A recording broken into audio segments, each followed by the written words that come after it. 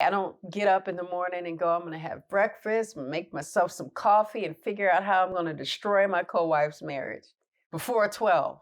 That's going to be my goal. How can I be an irritant?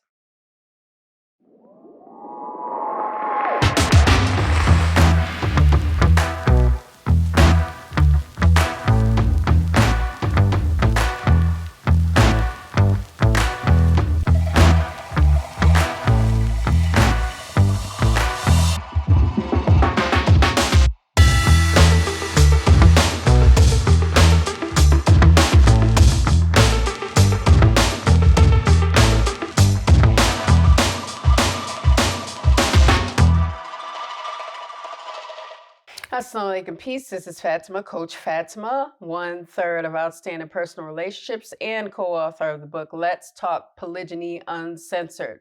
Now, in this video, I want to ask a question. I'm going to give a little bit of some quick little answers to it and some do's and don'ts. Now, this video is titled, Are You Instigating Your Failures in Polygyny? How do you know? Now, there could be a plethora of different signs that you are instigating your failures. What you're saying about polygyny in general, whether you agree with it or disagree with it or not. What are you saying also about your spouse who wants to practice or who is currently practicing polygyny? What is the narrative that you are offering yourself about it without any statistics, without any formal knowledge of what polygyny is? What are you saying to your husband about polygyny? What are you saying to yourself about polygyny? Are you instigating the failure before it even happens, possibly happens?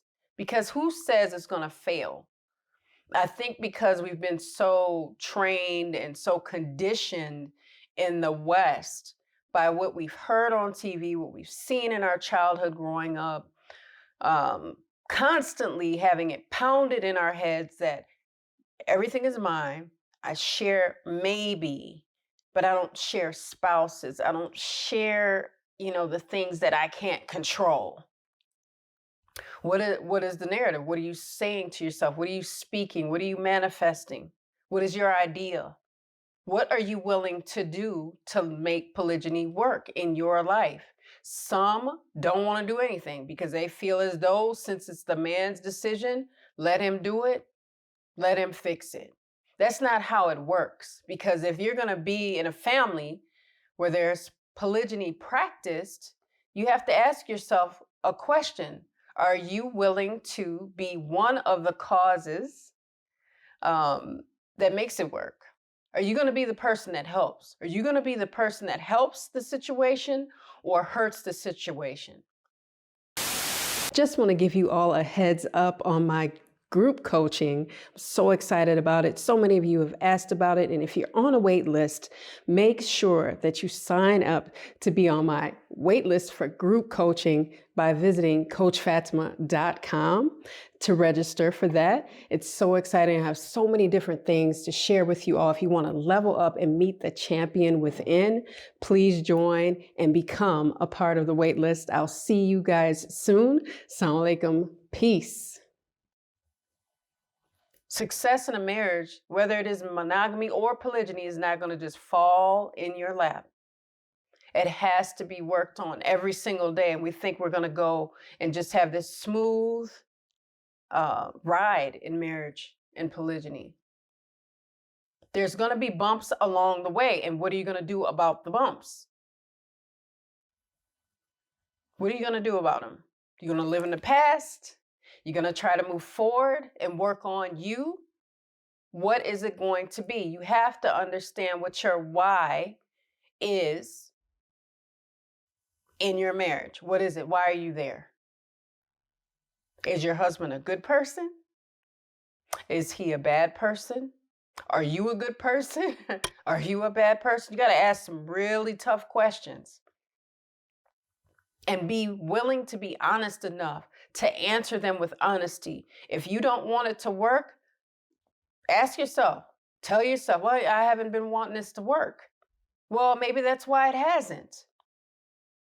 Because we know that if we don't want something to work, we'll do everything in our power to wreck it.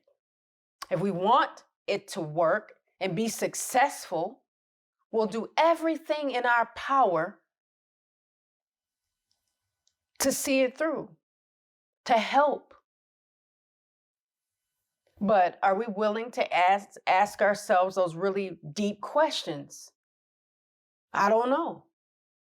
Do you want to look like the bad guy by saying, no, I don't want it to work? I really don't. One thing I learned about marriage and polygyny is, I can't want the success of my own marriage without wanting the success of my co-wife's marriage. The energy, the balance would not be right for me personally. Like, I can't see my life if one of the two marriages failed. It would be very difficult because I don't want brokenness in my own marriage, and I don't want brokenness in anyone else's marriage, including my co-wife's marriage. I don't get joy from that. I don't get joy from seeing any marriage break apart. I don't feel a sense of fulfillment because I know the damage that a broken marriage can cause to the individuals and within the family and the children that are coming up. It's like, what do they do with it? Now, sometimes people need to make the ultimate decision and it doesn't work, and that's okay. It might have served its purpose, but that's not a goal of mine. That's not a goal of mine, to have this really great marriage and then another marriage is suffering. So when I go forth into my day, I don't get up in the morning and go, I'm going to have breakfast, make myself some coffee, and figure out how I'm going to destroy my co-wife's marriage before 12. That's going to be my goal. How can I be an irritant? And then I also don't wake up in the morning with this goal of saying, you know what? I'm going to get up this morning. I'm going to just wreck my marriage today. Like, that's not on my list of things to do. It just isn't.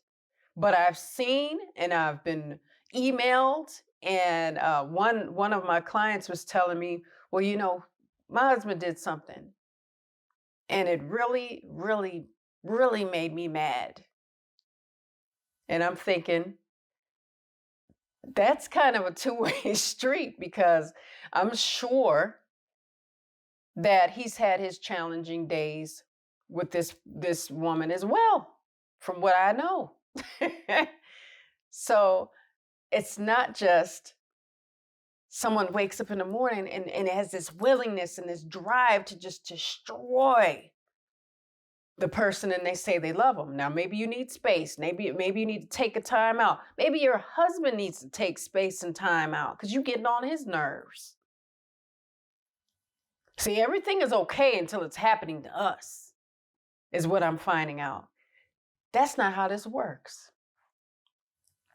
You got to think about, if you want to begin a war, are you willing to take responsibility for your part in starting the war? Or is it just, no, I didn't fire any shots. They just got up and they got on me. And of course, mental illness is real, and some people are actually dealing with mental health issues. But those of us that are not dealing with mental health issues, you have to take some inventory of self, and figure out, are you instigating a failure in your own marriage? Maybe you wanted to break up, I don't know. But usually people that know they have a good spouse, that's not their go-to move. That's not the first thing that comes out of their mouth.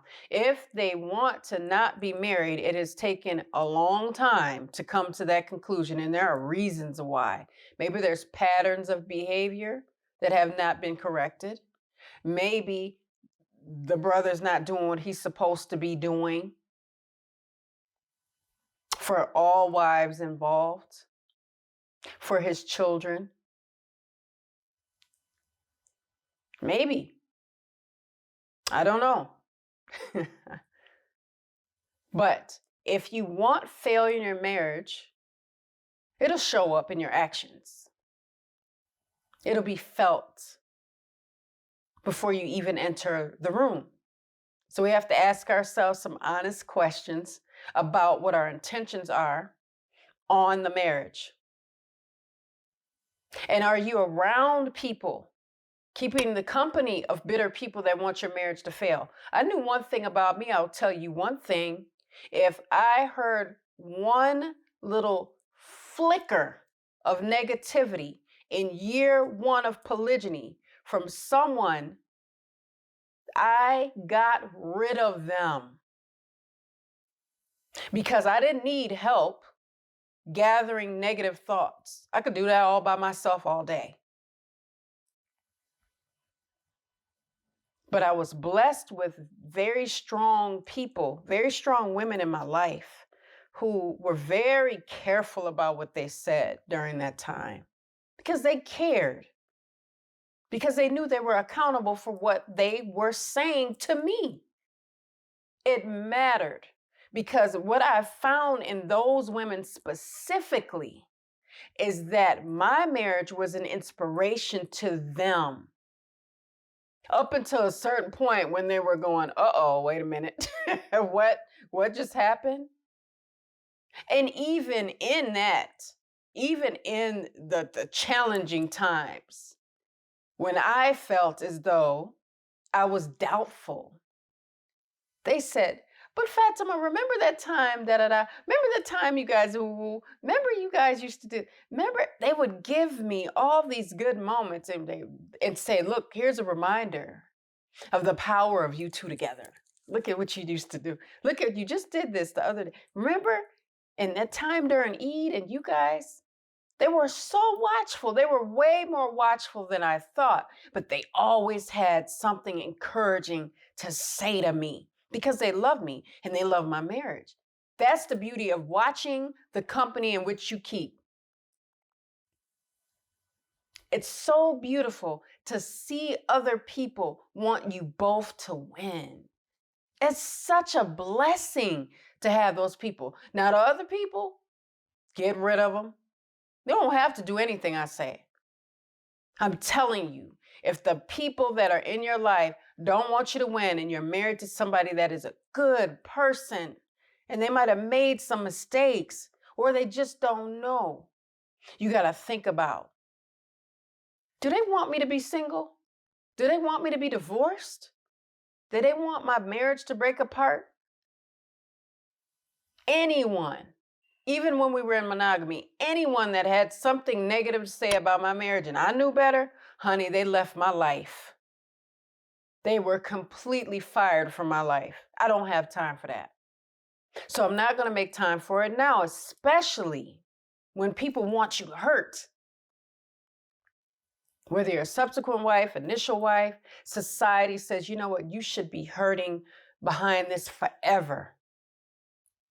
Look what they did to you. Look what he did to you. You poor thing. I used to tell people when they'd say, Fatima, how are you doing? I would immediately stop the conversation, say, honey, don't feel sorry for me. You save that for someone who needs that energy because I do not need it. Oh, okay. Shifted the whole energy of the conversation.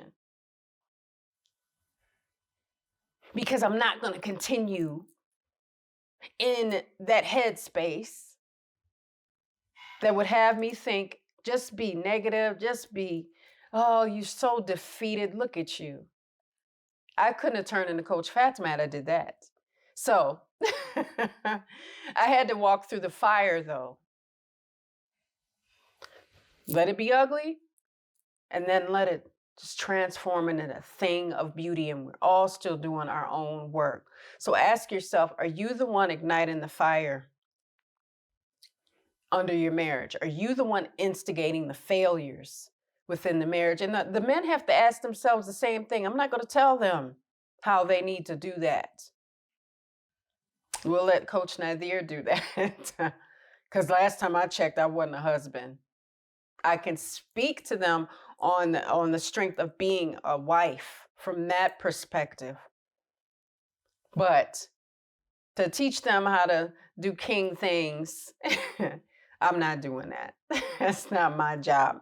My job is to talk to you all about failures. And think about this. Ask yourself the question, instead of asking, how is this going to work? This is not going to work. Say to yourself, how can I make this work? This can work. I'm going to do my work. How about that? Now, I hope you guys got some gems from this video. I'm going to close this one out. Make sure you're following us on our social media platforms. On IG, we're Outstanding Relationships. And here on YouTube and Facebook, we're Outstanding Personal Relationships.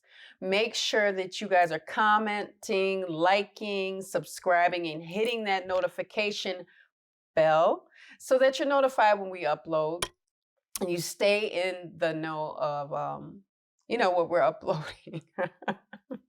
Messed that whole thing up. Anywho, you guys, I want you to leave in the comments successful marriage or marriages, period.